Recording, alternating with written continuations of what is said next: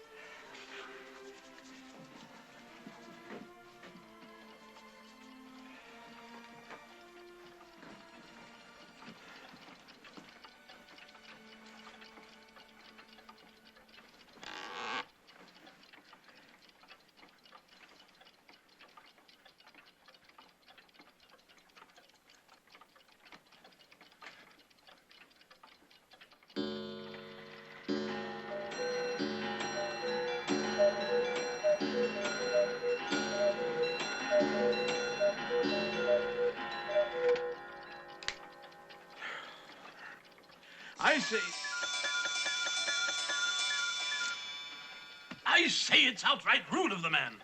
He's merely being detained, that's all. Oh. This is such a confounded waste of time.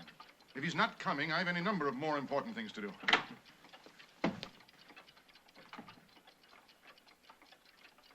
Well, speak up. What is it, woman?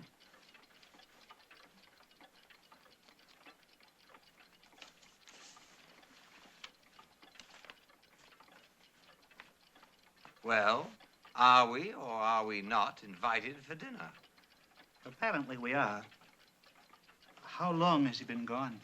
Well, I can't rightly say, sir. Several days. I've hardly seen him for some time.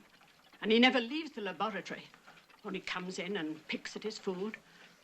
But he did tell me about dinner tonight, sir, and left those instructions. Thank you, Mrs. Watchett. Well, what does it say, Philby? What's wrong? Oh, nothing really. George merely says that if he's not here by 8 o'clock, then we're to begin without him. Oh. Walter, what time is it? Dinner is served, gentlemen. The first sensible thing I've heard all evening. This is peculiar. He's usually most prompt, precise, and punctual. Oh, he's making fools of us by inviting us here and then not showing up. It's not the behavior of a gentleman. To say nothing of the waste of time. Huh? Yes, to say nothing of the waste of time. There's one thing I like about old George. He's got the best cellar in the south of England. And Mrs. Watchett is the finest cook in the world. Yes, I think I'll drink to that.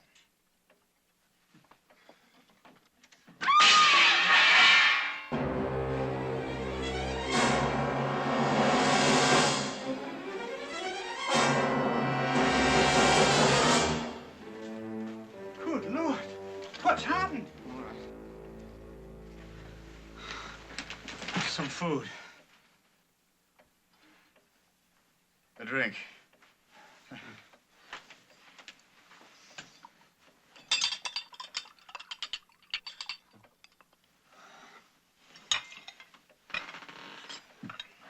I didn't recognize. Mrs. Watchett.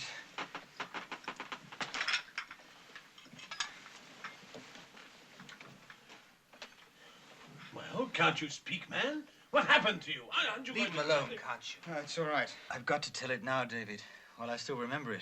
Relax. Try to relax. You've all the time in the world. You're right, David. It's exactly what I have.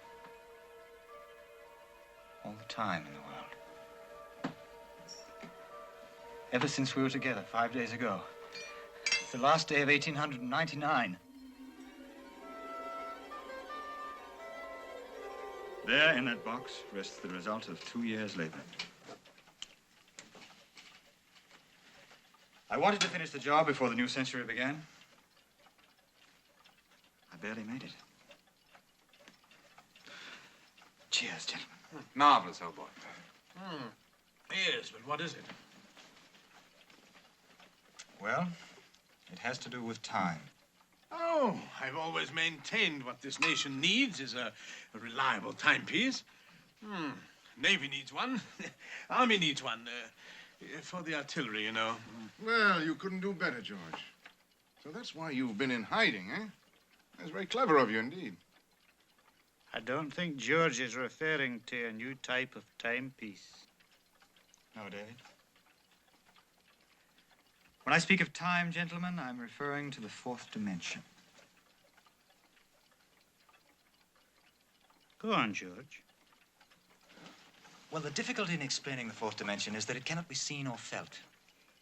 If you don't mind, George, would you refresh me on the first three dimensions? Oh, really, Philby? Surely they taught you something in school? Suppose you explain it, Doctor. Huh? Oh, certainly. Well, for example, when I move in a straight line, forward or backward, that's one dimension. And when I move to the left or right, 2 dimensions. And when I move up or down, 3 dimensions. For instance, that box. Well, that box has 3 dimensions, length, breadth, and height. Yes, but what is the fourth dimension? Oh, well, that's it. Oh, that's mere theory. No one really knows what the fourth dimension is, or even that it exists. On the contrary, Doctor. The fourth dimension is as real and true a dimension as any of the other 3. In fact, they couldn't exist without it. What do you mean? Well, let's take that box. It has the first 3 dimensions, as you said. Oh, all right, but what's in that box? I'm coming to that. Let's consider this first. Why is it that we usually ignore the fourth dimension? Because we have no freedom of movement within it. You see, we can move in the other 3. Up, down, forward, sideways, backward, as the doctor said. But when it comes to time, we are prisoners. Do you follow me, Bridie? No. George, you've given a most lucid explanation and all that, but I'm afraid I don't quite understand. Walter, look, there are many things in this world you don't understand, aren't there? Yes, quite a number. Well, you don't refuse to believe in them because of that, do you? No, not if I can see the proof with my own eyes. Good, Walter. Gentlemen, all I'm asking you to do now is to witness a demonstration of the possibility of movement within the fourth dimension.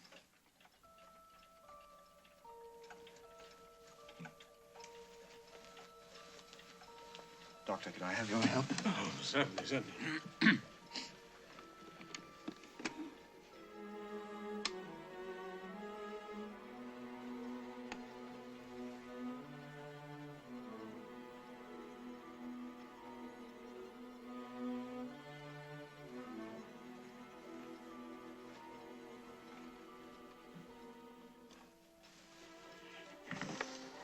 Oh, it's beautiful.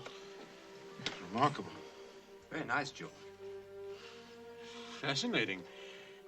What is it? This is only a small experimental model, of course. To carry a man, a larger edition is needed. To carry a man? Where? Into the past or into the future. This is a time machine. All right, George, now you've had your little joke. Suppose you tell us what this contraption's really for. I've already told you, Doctor. The larger model can be used to carry a passenger on a journey through time. Not through space, mind you, but through time. I say, George, if you're going to start floating about in the future, aren't you going to rather mess things up for the rest of us? No, the future's already there. It's irrevocable and cannot be changed. I wonder. You know, that's the most important question to which I hope to find an answer. Can man control his destiny? Can he change the shape of things to come? Oh, now, look here, George. If you've gone out of your head, I forgive you. But if you've made us waste all this time listening to you talk so much... No, Doctor. You're here as witnesses. To see, not to listen. To see? What? The experiment I am about to perform. First, let me tell you how it works. Here in this compartment, you see the saddle where the time traveler sits. And in front of him are the controls. Wait, let's do this properly. You can spare a cigar, I trust, Doctor? Now, let us imagine that this cigar is the time traveler. Now, in front of him is the lever which controls movement. Forward pressure sends the machine into the future. Backward pressure into the past. And the harder the pressure, the faster the machine travels. Of course, our little experiment can be performed only once. If it succeeds, I lose my model forever. That's why I need witnesses. Go ahead, George. You ready, gentlemen?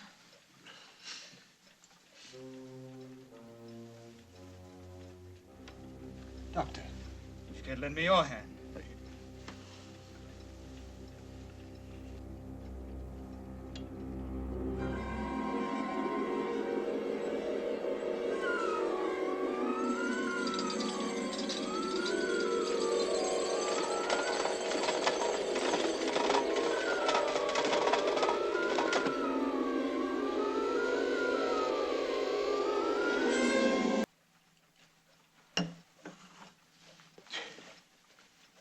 I'll be damned. It worked. But where did it go? Go? Nowhere in the usual sense. It's still here. But it's no longer in the present. Do you realize? It's traveling through time. To the future, to be exact. Do you really expect us to believe such a story? Well, you just... Well, certainly. But you yourself just said that it hadn't really moved. That's correct. Well, then why can't we see it? Because we're in this room on the 31st of December, 1899, but the model we just saw is perhaps 100 years away by now. This room, even this whole house, may not be here in 100 years. But the time machine occupies the same space that it did a moment before it went off on its journey. Well, if it's occupying the same space, well, why can't I feel it? You must remember that the space you're putting your hand through is today's space. You can't put your hand into the space of tomorrow. The space is space. It doesn't change. The same space that's here now should be here in 100 or even 1,000 years. No, Philip. Time changes space. Look, this flat ground we're standing on could have been at the bottom of the sea 1,000,000 years ago. And 1,000,000 years from now, it could be the interior of a huge mountain. All right. Suppose what you say is true. What do you expect us to do with such a contraption? Contraption? For my part, I intend taking a journey into the future. Or perhaps the doctor would volunteer to go. But look here, George. Supposing you do go off and get lost in the 50th century or something. How are you going to get back? That's a risk I'm prepared to take. Oh, now, look here, George. I don't know what you take us for, but we're not fools, you know? We're practical men, businessmen. No, George, the question I want to put to you is this. Even if you had invented a time machine or whatever you call it, what of it? What use would it be to anyone? Who would want to buy it? And how much would they be willing to pay for it? Yes, George. Have you thought of the commercial possibilities? No, I really haven't. George, there's a war on, you know, in South Africa. The Boers are putting up a pretty stiff fight. No, George, the country needs inventors like you. Now, I can put you in touch with the War Office if you wish. What do you think, David? Oh, I think Dr. Hilliard has a good point, George. Now we're becoming more sensible. I'll see to it first thing in the new year. Good Lord, it's your time to go, gentlemen. Oh, yes, I'm sure we all have our plans for tonight. Are you all right, George? Yes, I'm all right, Brad. Coming, Bradwell?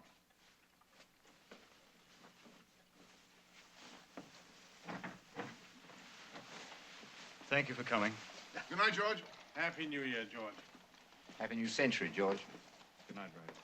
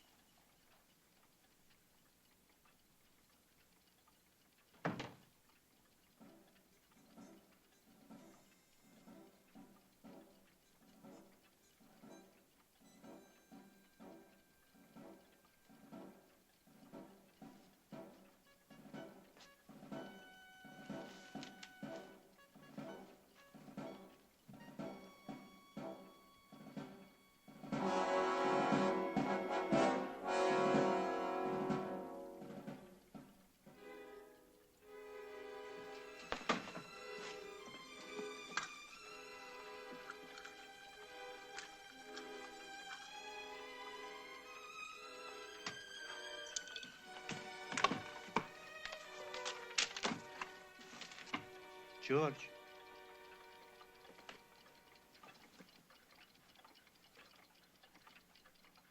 I thought I'd better stay.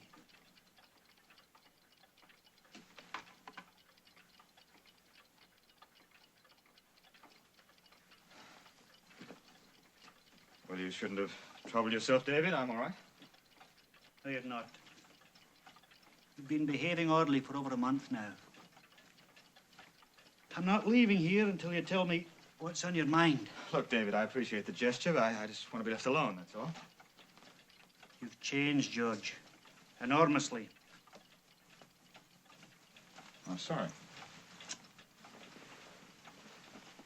Will you answer me one question, honestly? Yes, I'll try. Why this preoccupation with time? Why not? Don't go simple on me, George. All right, if you want to know the truth, I don't much care for the time I was born into. It seems people aren't dying fast enough these days. They call upon science to invent new, more efficient weapons to depopulate the earth. And I agree with you. I agree, George. But here we are, and we have to make the best of it. You may have to. I don't. All right. Take your journey on your contraption. What would you become? A Greek? A Roman? One of the pharaohs? I prefer the future. You're not seriously saying you can't do it. David, you saw the experiment this afternoon, didn't you? I saw a toy machine vanish. Certain, There are any number of ways of doing that trick. Any magician at the Hippodrome could probably do it. It wasn't a trick. Would you like to see the full-scale model? No, I would not. I have no desire to tempt the laws of Providence. And I don't think you should. It's not for man to trifle with. Oh, you're carrying on like Hillier and Kemp now. There is something to say about their common sense attitude to life. George, I speak to you as a friend. More, as a brother. If that machine can do what you say it can, destroy it. Destroy it, George, before it destroys you. You must have plans for New Year's Eve, David. Don't let me keep you. Mary wasn't well. We thought we'd stay home with the baby. Why don't you come home with me? You haven't seen wee Jamie for a long time.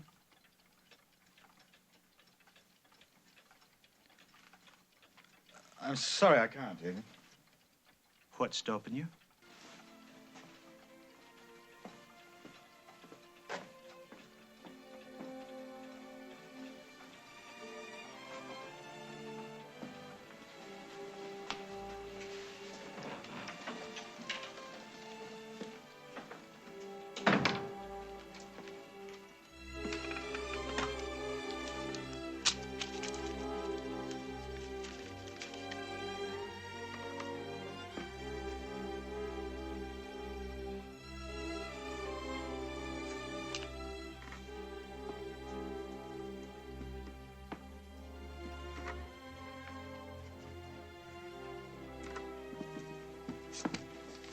Having supper in tonight, sir? I don't think so, Mrs. Watchett. Why don't you take the evening off and celebrate? Well, thank you, sir, but if you're not needing me, I think I'll turn in early and get some sleep. If I can. Good night, sir. Good night. Oh, Mrs. Watchett, I've invited Mr. Philby and the others to dinner next Friday night. Oh, yes, sir? Happy New Year, Mrs. Watchett. New Year, sir.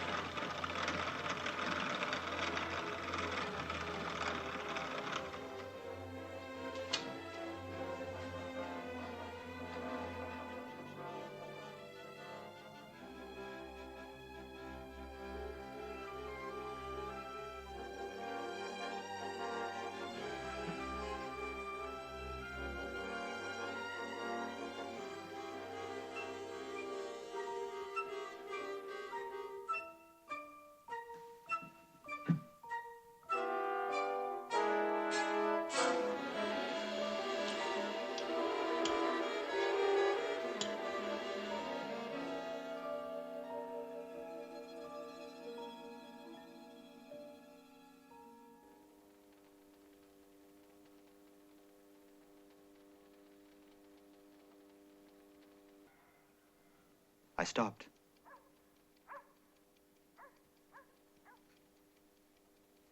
No change. Everything exactly as it had been before. But no, the clock said 6:31 when I started, and now it was 8:09. And the candle, shorter by inches. And yet by my watch, which was in the machine with me, only a few seconds had passed.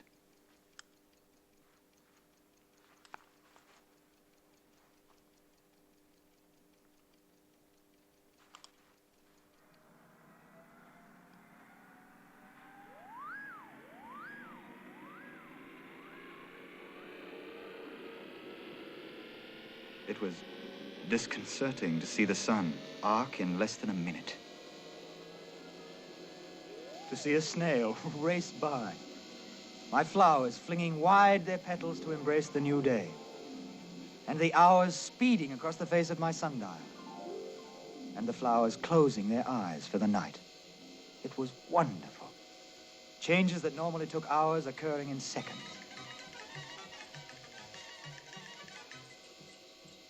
Dear Mrs. Watchett,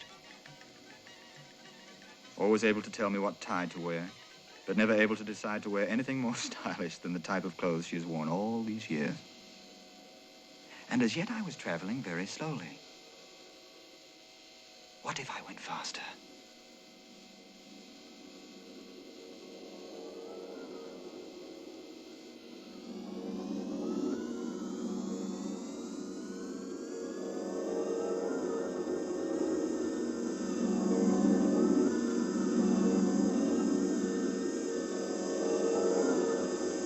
That mannequin. Maybe because, like me, she didn't age.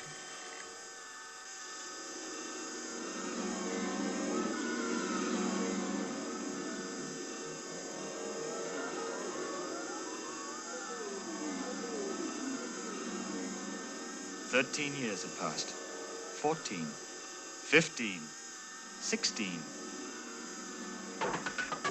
And then suddenly the light was gone. What had happened? In the year of 1917, I stopped.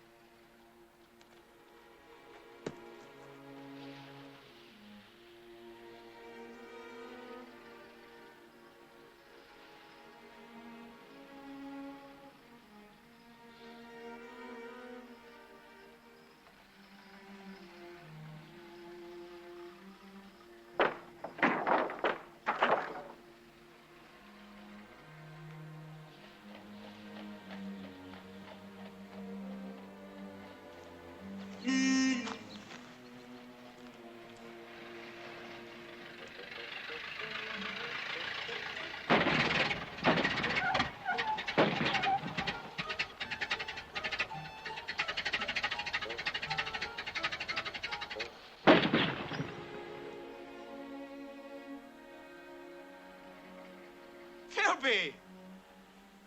Well, what are you doing? Going to a masquerade party? You look rather silly without your mustache, old man. Were you addressing me, sir? Philby, it's George. Well, I must say, I expected a little more enthusiastic a greeting. I think you're confusing me with my father, sir. Yes, there was quite a resemblance. I'm James Philby. Was? Were you a friend of father's? Yes. Yes, I've been away. He was killed in the war. A year ago.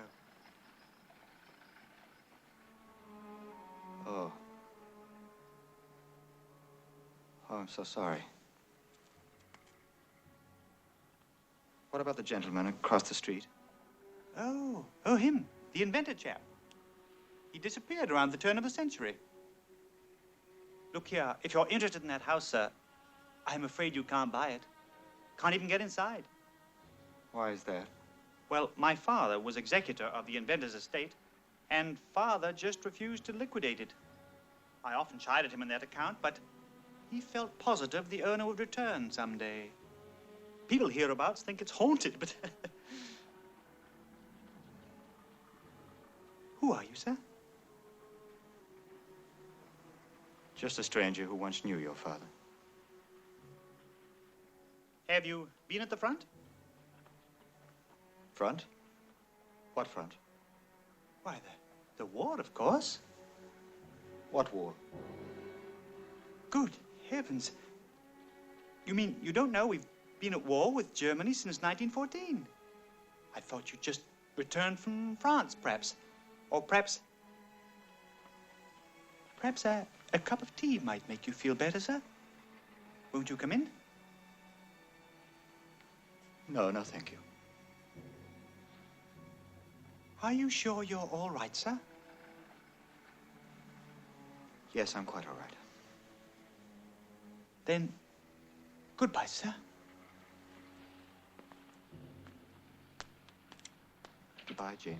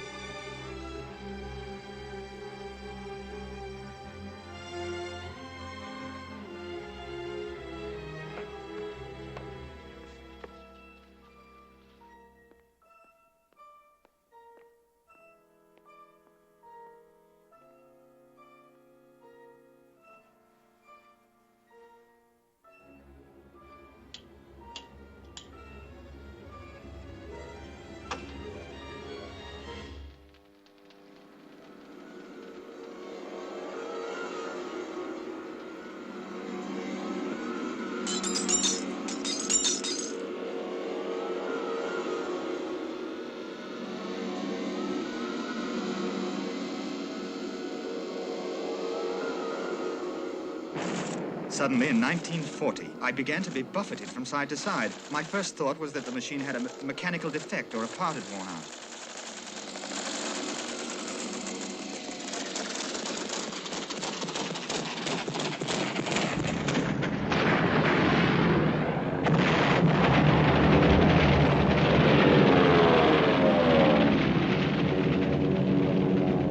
The last time I had stopped was in 1917, 23 years ago. And the war with Germany was still waging. Now in the air with flying machines. Then I realized the truth of the matter. This was a new war. I decided to push on into time and see the outcome of this.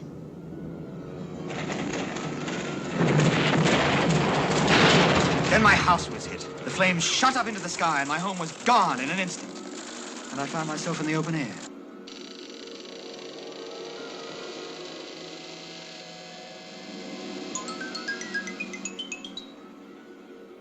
The years rolled by.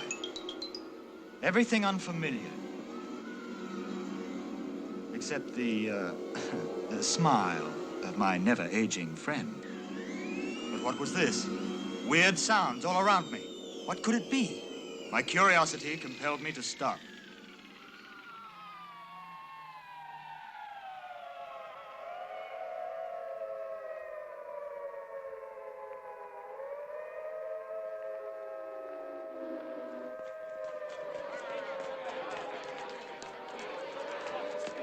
At first, I wondered if my machine and I were the cause of the panic. Well, I was soon to find out that we weren't. Keep it moving here. Shove it on.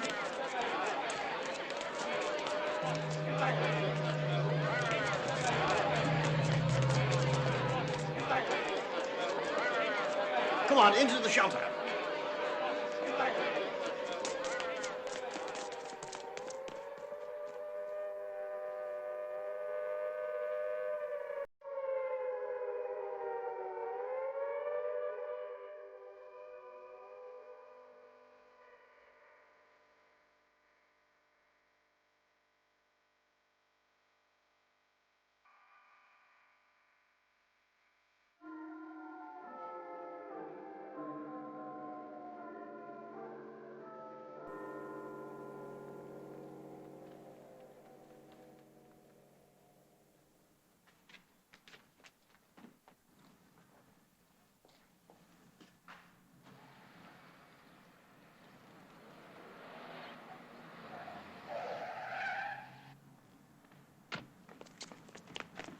Come on, young man, come on, come on.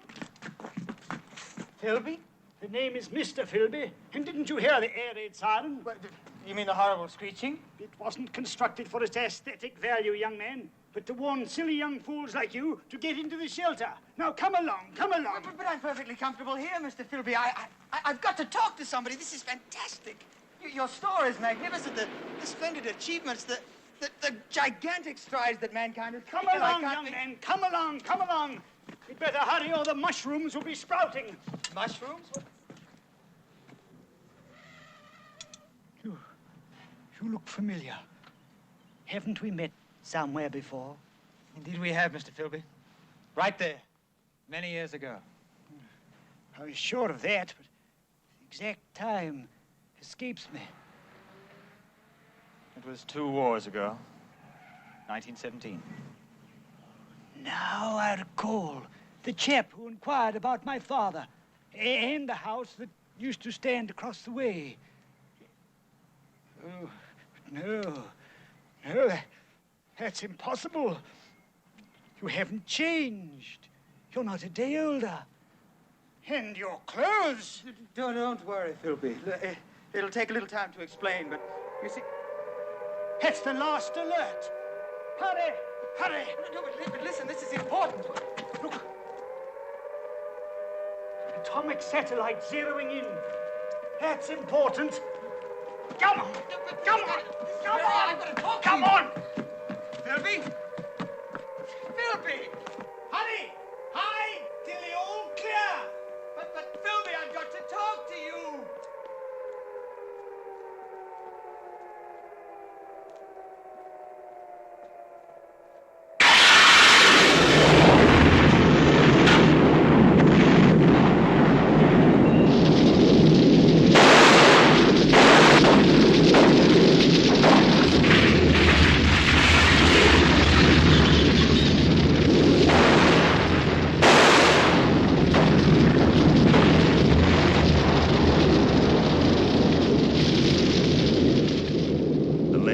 Centuries gone in an instant.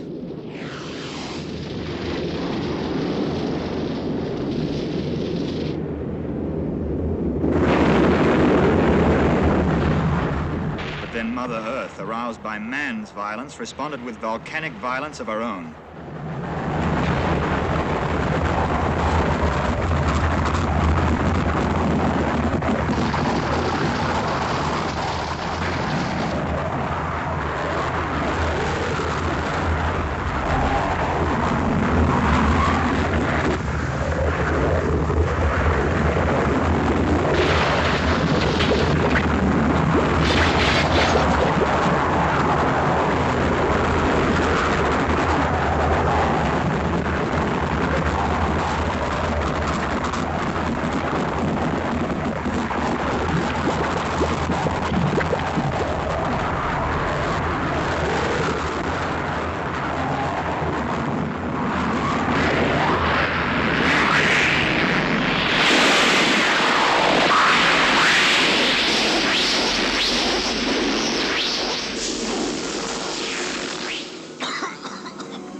speed through time saved me from being roasted alive and encased in stone forever.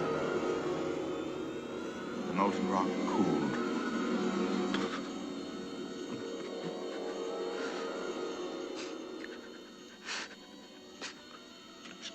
I prayed, wondering how many centuries, how many eons must pass before the wind and rain could wear away the mountain that enclosed me.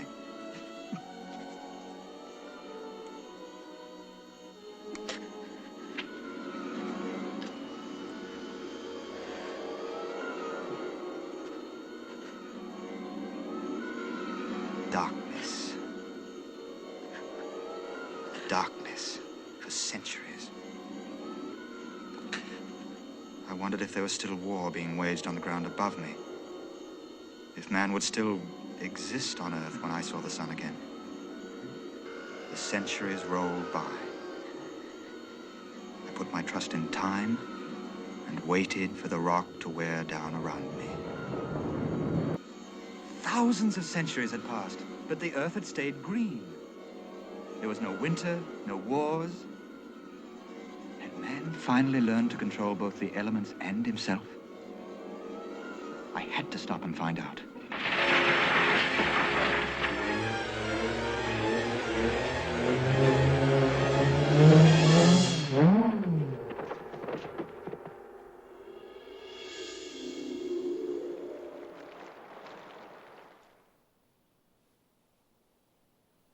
But I'd stopped too fast.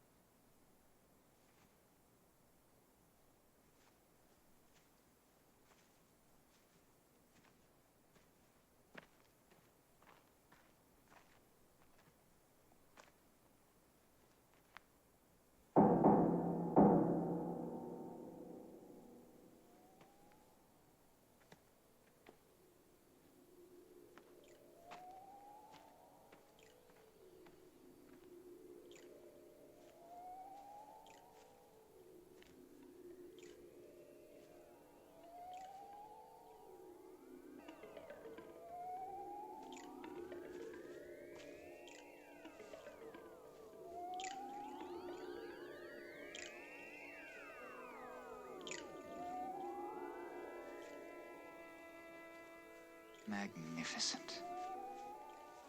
Flowers, beautiful flowers everywhere.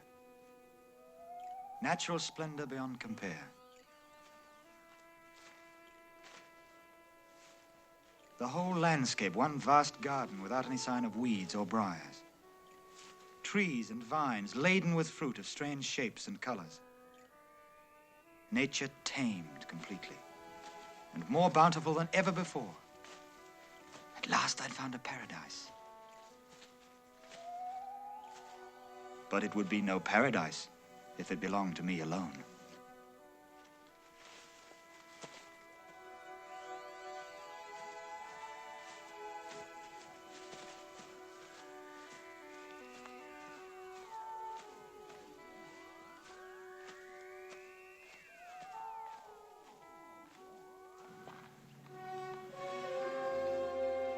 Unrepaired for centuries, maybe unlived in for as long.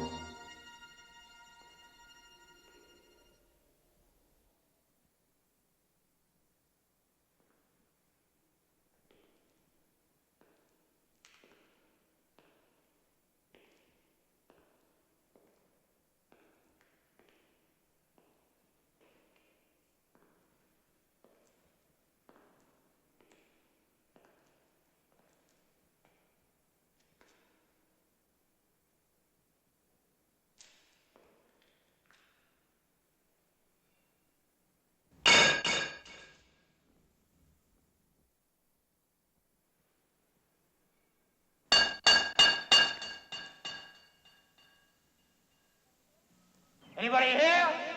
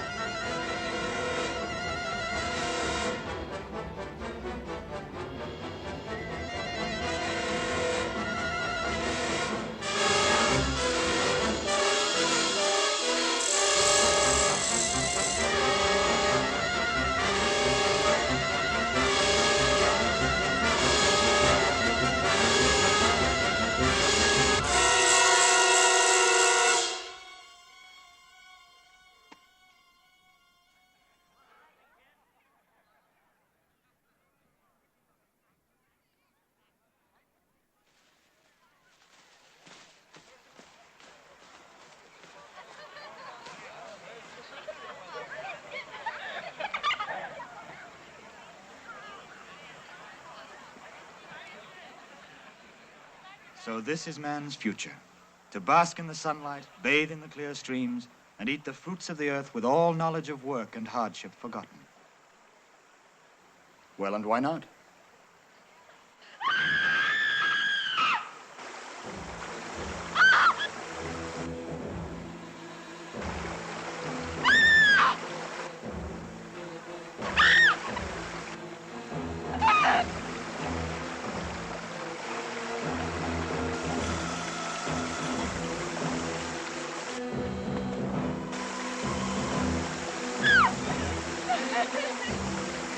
Well, don't just sit there, help her!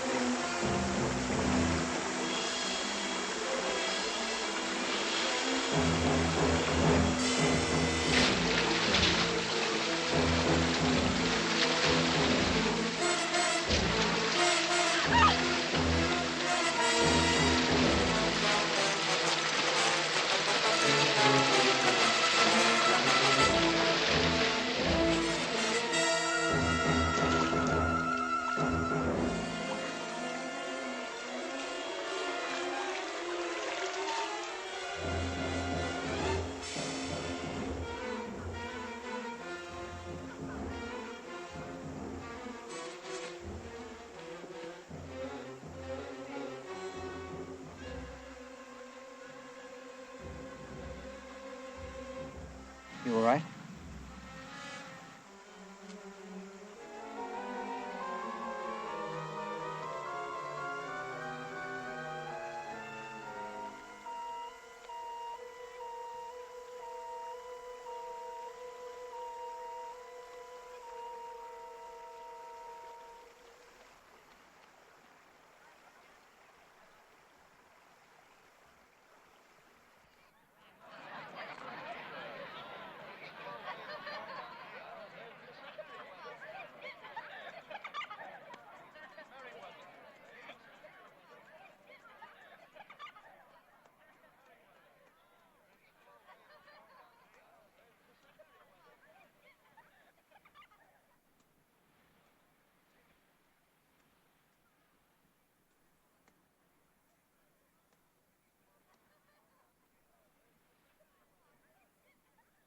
Thank you. Why did you Why did I what? come after me? Sit down.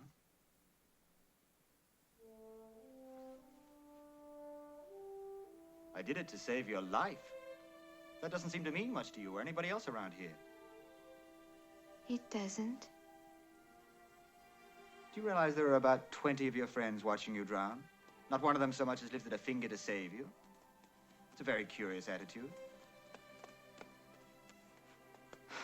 Very curious world. Aren't you the least bit interested in who I am? Where I come from? Should I be? I think perhaps you better take me to somebody a little older. Somebody I can talk to. There is no one older. You mean nobody ages in this land of yours?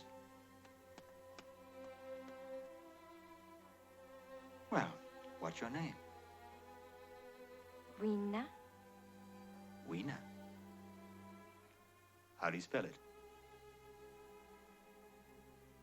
Spelled? Spell right. Can't you write? There. Weena. What are your people called? Eloi. Eloi.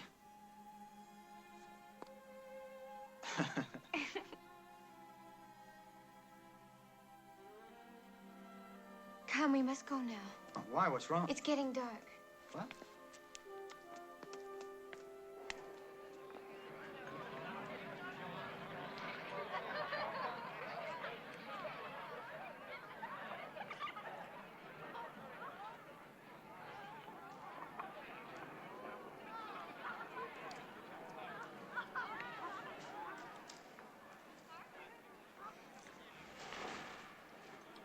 Hello? I don't mind telling you, I'm quite hungry. I've come a long, long way.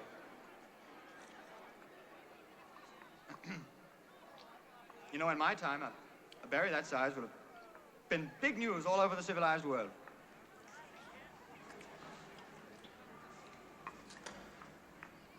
Excuse me, sir? Sir? Perhaps curiosity has died, perhaps even courtesy has died, but I have come a long way, and I would like to know a few things.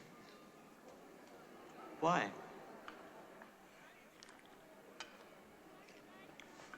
Well, because I shall return to my time, and my people will ask me questions. Oh, such as, well, what kind of government rules your world?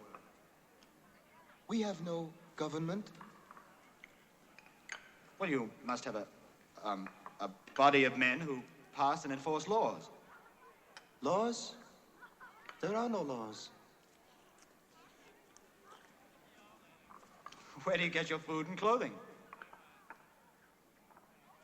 Doesn't anybody work? No. Well, where does all that come from? It grows. It always grows.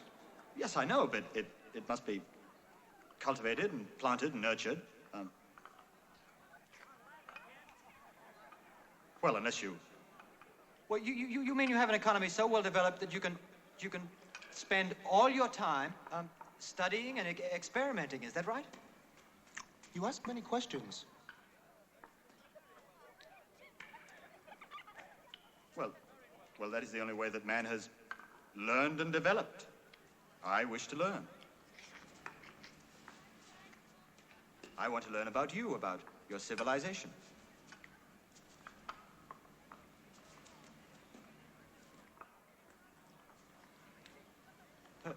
Perhaps you... Do you have books? Books? Yes, we have books.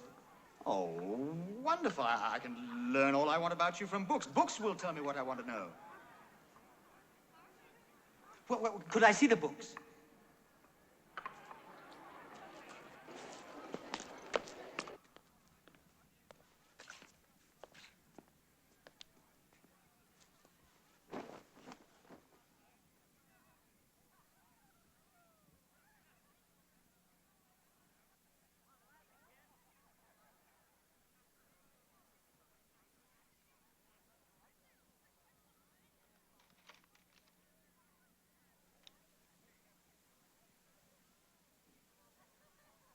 Yes, they do tell me all about you.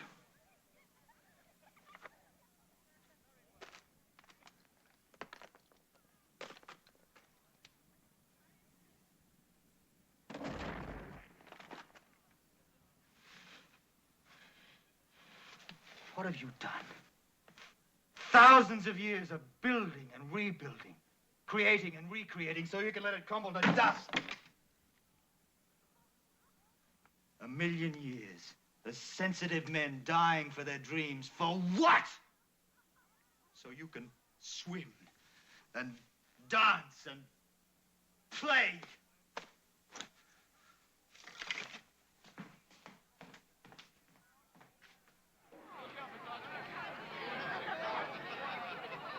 You!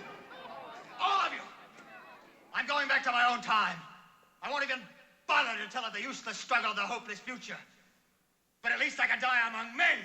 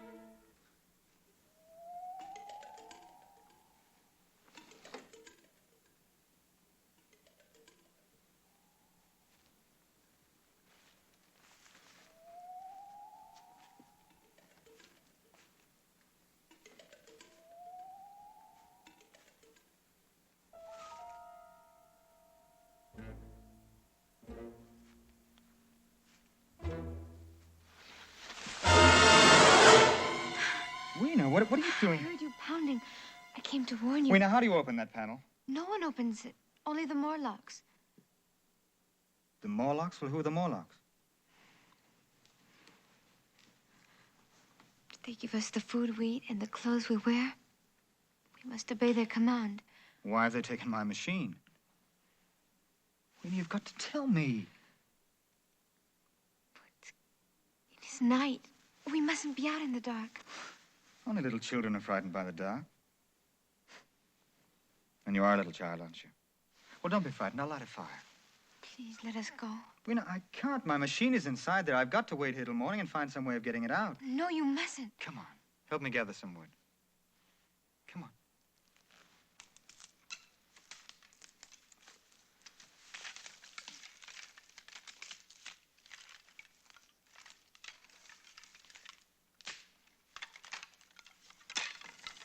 That's the girl.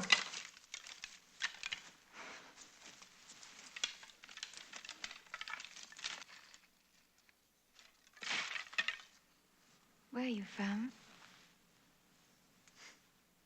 Well, as a matter of fact, I'm from right here. That's where my house used to be. Many thousands of years ago. You see there? From there up to those panels was my laboratory. And then beyond the panels was where my garden used to be. And right there, that was my library, where I once sat talking with friends about the time machine.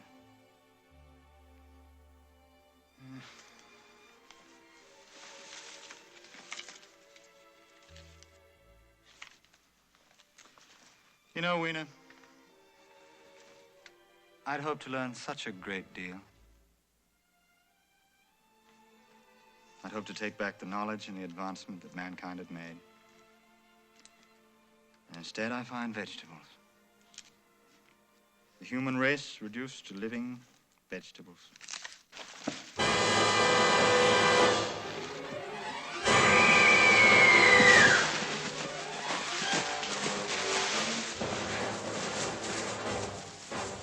They're gone. Are you all right? That was a Morlock, was it? Yes. Well, don't you worry. The fire seems to keep them away.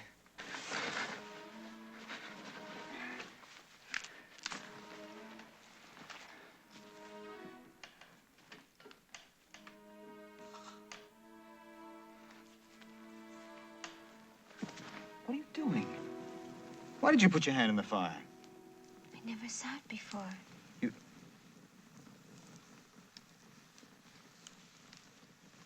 No knowledge of fire? No books, no. I'm terribly sorry. I'm sorry I was angry with your people. I had no right to be. No more than if I'd visited the island of Bali in my own time.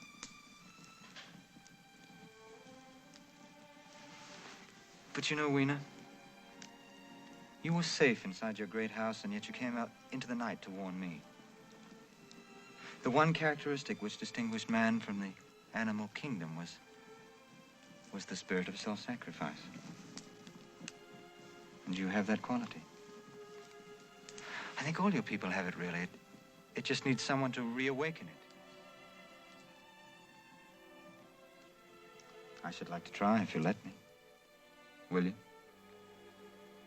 I do not understand you, but I believe you. It's as good a start as any. Try to tell me, the Morlocks, who or what are the Morlocks? Are they animals or people? Well, what about yourself? The past. Don't your people ever speak of the past? There's no past.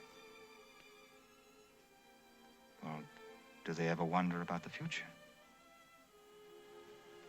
There's no future.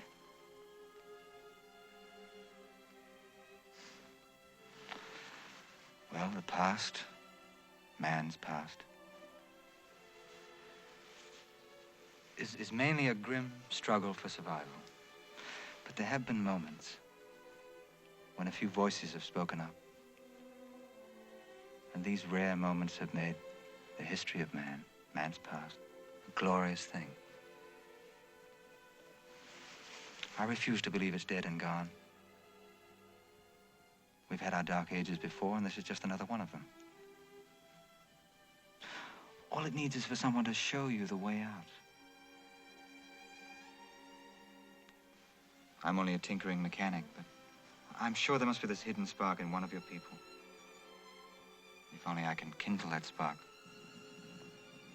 my coming here will have some meaning.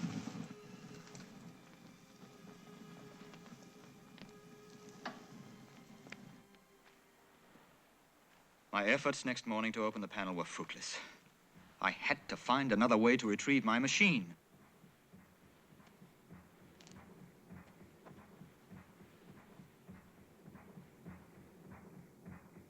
Listen. Weena, you hear that? Yes. Machines? No, Morlocks. Wait, you mean those animals run machines? They are Morlocks. But have you ever seen the machines? No, only heard of them. Well, who told you? The rings. What sort of rings? Rings that talk. Could you show me these talking rings?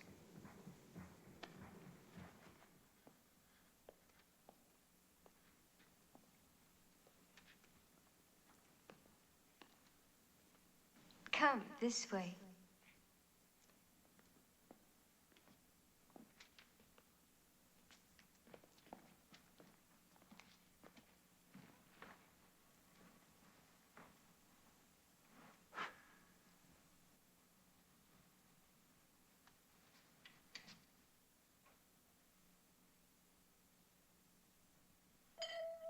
My name is of no consequence.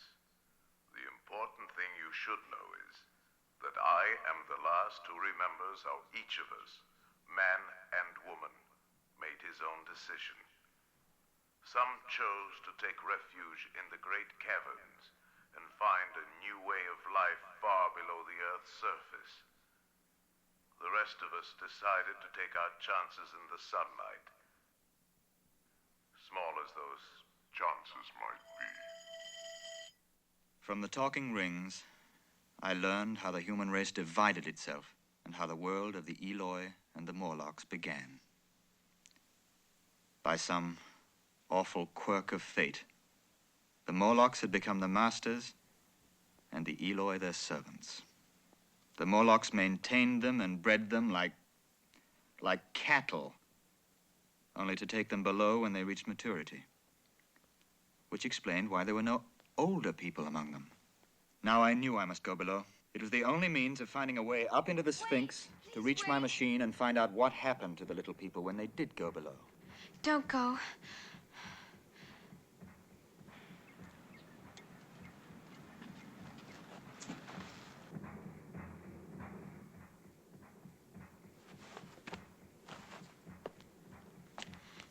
You won't come back. I'll be back.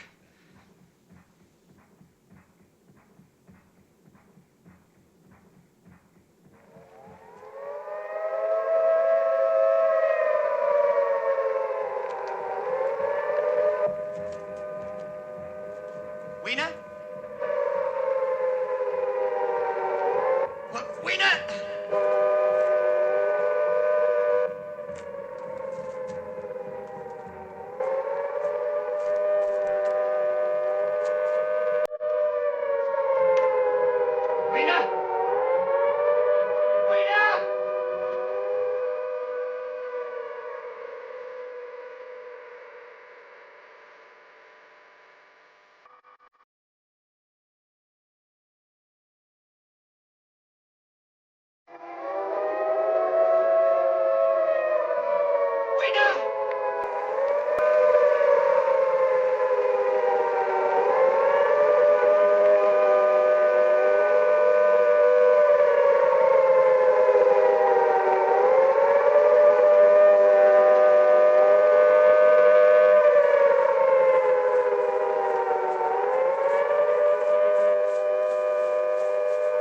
What's happening?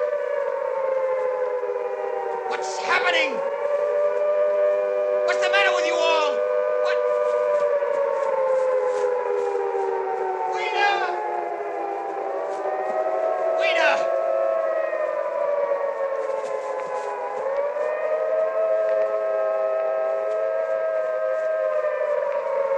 Weena! Weeder, stop!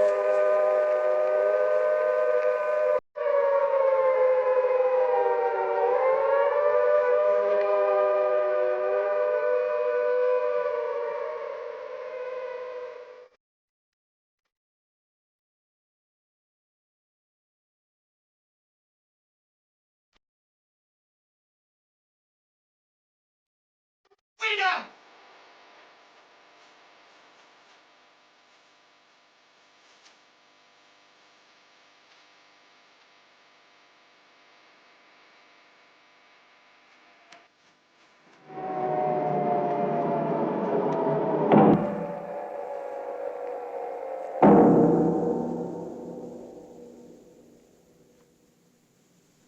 Stop! Well, what happens to them? Don't stand there like fatted cattle. Will you answer me? What is wrong? There is nothing wrong. It is all clear. What do you mean, all clear? All clear. The middle 1900s, the falling bombs, the people calling out, all clear. No, that's gone, that's past. There are no more flying machines, no more bombs, no more wars. The rings have told us that story. But you didn't listen. You didn't learn anything. It was ages ago that men were taught to hide below the ground when the sirens blew, to run from the raining death, but it's over. Those men are dead. The men who slaughtered them are dead. But there is nothing to fear. It is all clear. What about the ones who went below? How do you think they're gonna come back? They never come back. Nobody can bring them back. You can try. You can try. Won't even one of you try? Well, I'll try.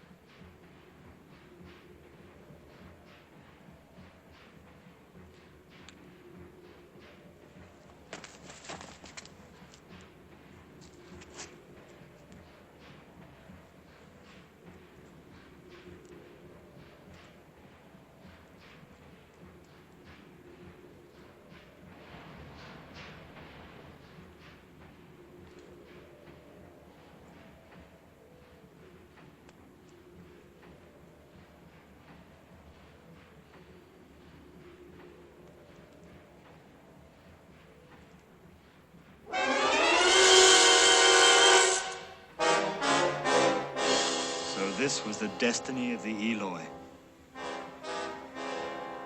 They were being bred by the Morlocks, who had degenerated into the lowest form of human life, cannibalism.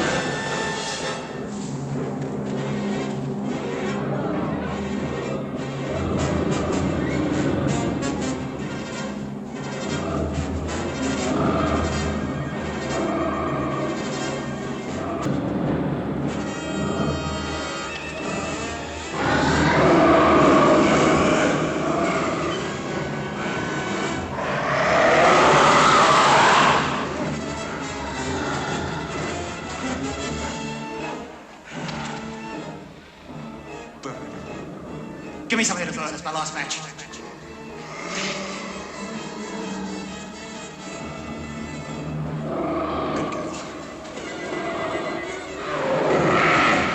Get up the stairs! That's the way out! Quickly!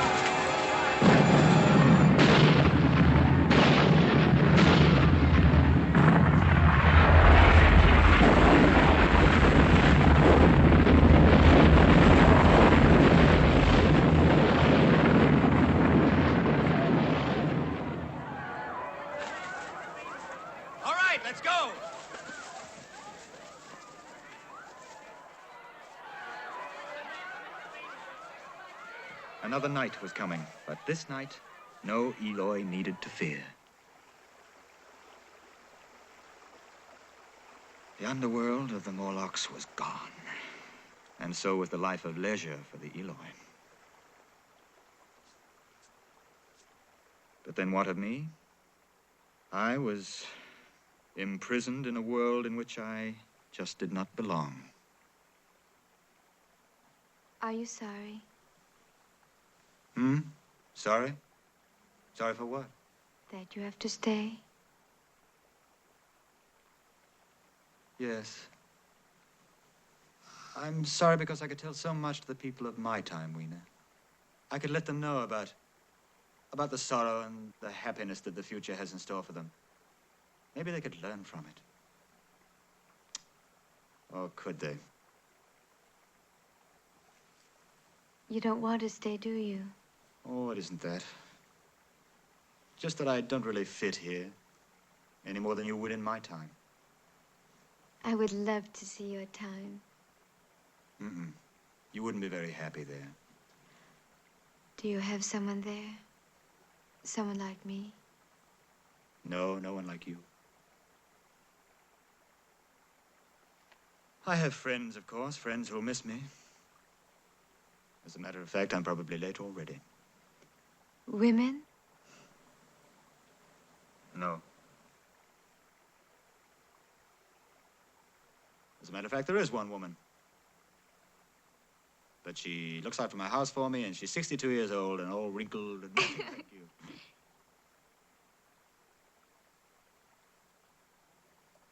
How do they wear their hair? Who? The women of your time. Up. Up?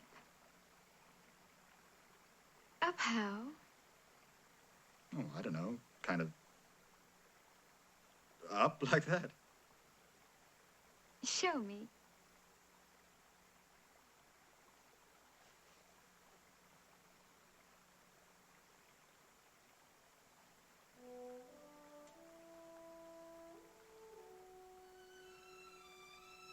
Would I be pretty? Yes, you would. Very pretty. Oh, Weena. I wish we could go back to my time. Or even to the time before that when the world was young. We could be very happy. Look! Look!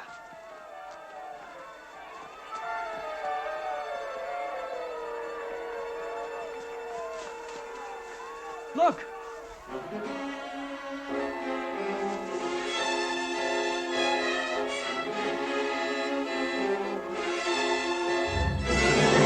A machine. Come on, Weena.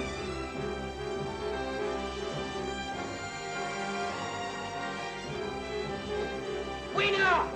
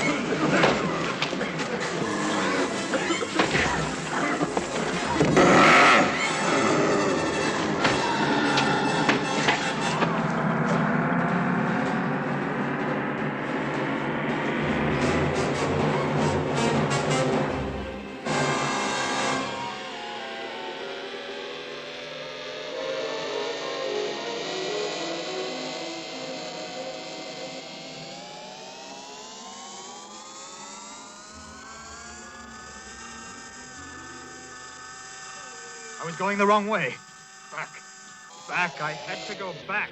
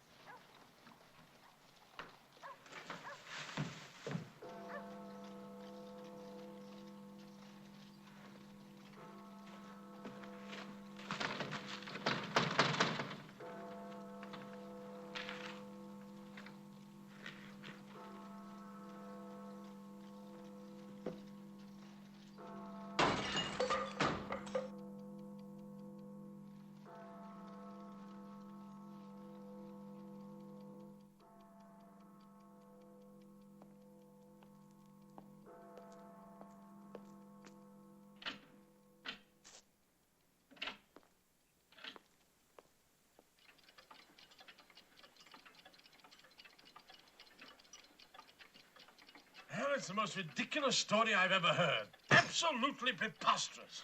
Well, there's one thing I'll say for old George. You always could tell a good yarn. You're a truly great inventor, George. I think you ought to retire, sir. Truthfully, George, where have you been the past week? Now, you shouldn't ask such questions, Walter. It's not hard for a man to lose a little week now and again. I can understand your doubt, my friends. Take it as a lie if you wish. I scarcely believe it myself now that I'm back.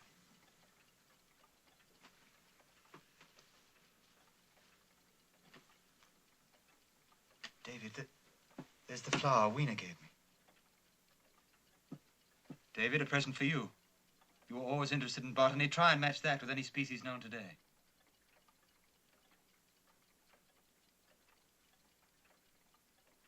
I don't think I can. Well, time to go, Bridewell. All right. Yes, it is getting late. Good night, George. All right, good night, George. Good night.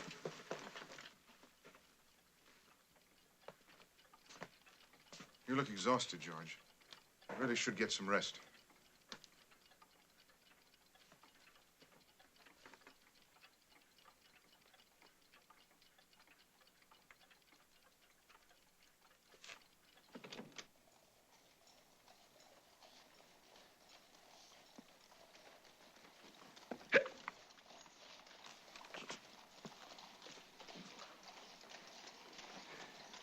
Good night, George. It's grand having you back. Goodbye, David.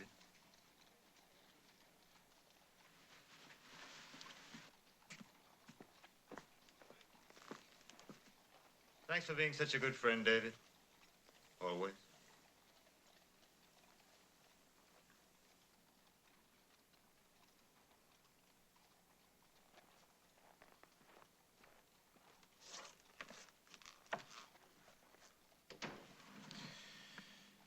What do you think, Philby? One thing is certain. That flower couldn't possibly have bloomed in the winter time. Well, you don't really believe that story's true, do you? Good night. Go on, driver.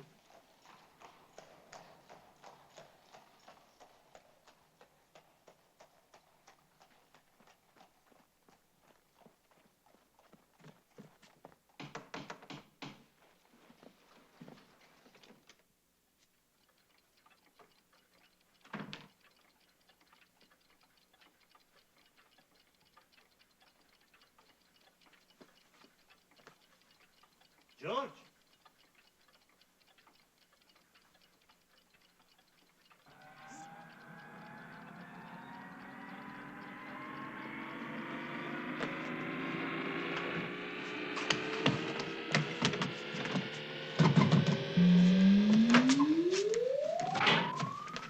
Mr. Philby, what? He's gone. Why, look.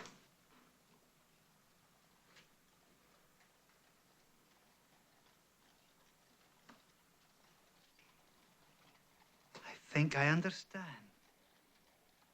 You see the imprint? This is where the time machine originally stood, but the Morlocks moved it. They dragged it across the lawn, right into the Sphinx, right there. And Weena was standing here when he last saw her, right here, the same space in a different time. So he dragged his heavy machine back in here, scratching the floor, so that he could appear outside the Sphinx again and help the Eloi build a new world. Build a new world for himself. Right where he left her.